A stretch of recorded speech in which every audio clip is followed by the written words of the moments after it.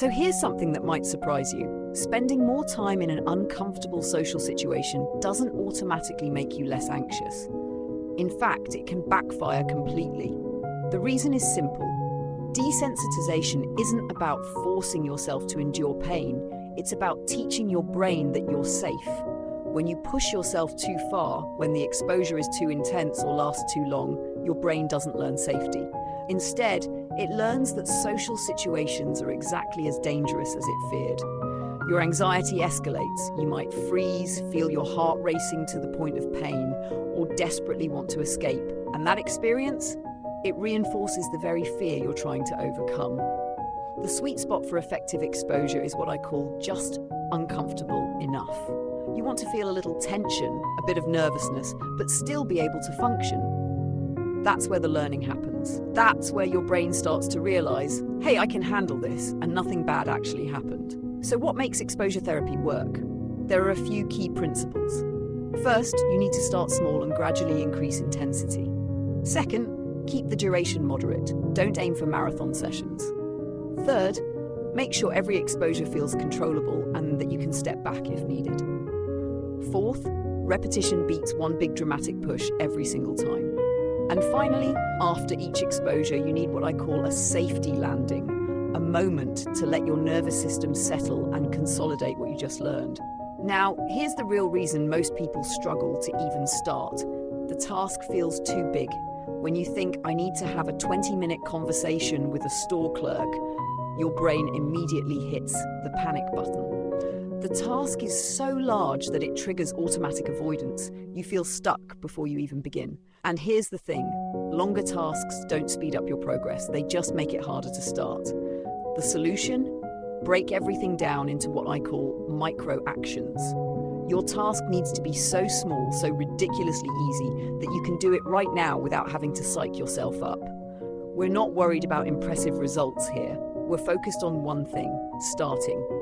Because every tiny success builds a little bit of confidence, and those small wins create a positive cycle that actually moves you forward. Let me give you a practical example. Let's say your goal is to feel more comfortable talking to store employees. Here's how you'd build a realistic exposure ladder. Start at level 1 with a 3-second task.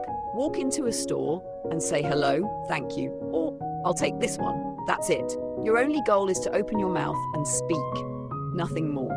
Once that feels manageable, move to level 2, a simple back and forth that lasts maybe 10 to 20 seconds. Add one request. Excuse me, could you tell me what this is? The goal here is to let the conversation exist for just a moment longer. Level 3 introduces an open-ended question for maybe 20 to 40 seconds. Ask something like, what's the difference between these two? The point isn't the answer. It's giving yourself a chance to relax while they're talking. At level 4, if things feel natural, let the conversation stretch to about a minute. Don't force it. Just notice when the interaction flows easily. You're learning that comfortable social exchanges can actually happen. And level 5, that's optional. If you're feeling good, maybe chat about interests, products, or the weather for a couple of minutes. But this isn't required. You only go here when it feels light and easy. How do you know if your exposure is at the right intensity? Use a simple scale. If your discomfort is around a 3 to 5 out of 10, you're nervous, but you can stay present. That's perfect. But if you're trembling badly, desperate to leave, unable to think clearly, or your heart is pounding painfully, the task is too hard. Scale it back. After each exposure, don't just walk away and move on. Take a moment for what I call a safety landing. Slow down your breathing. Remind yourself, I did it and nothing bad happened.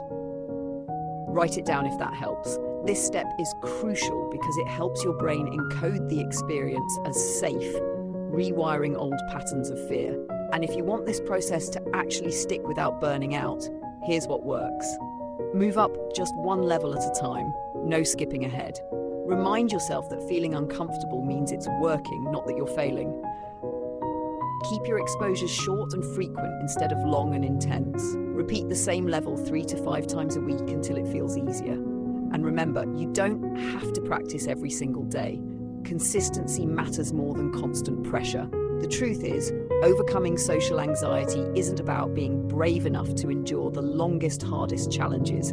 It's about being smart enough to start small, stay consistent, and let your brain learn safety one tiny step at a time.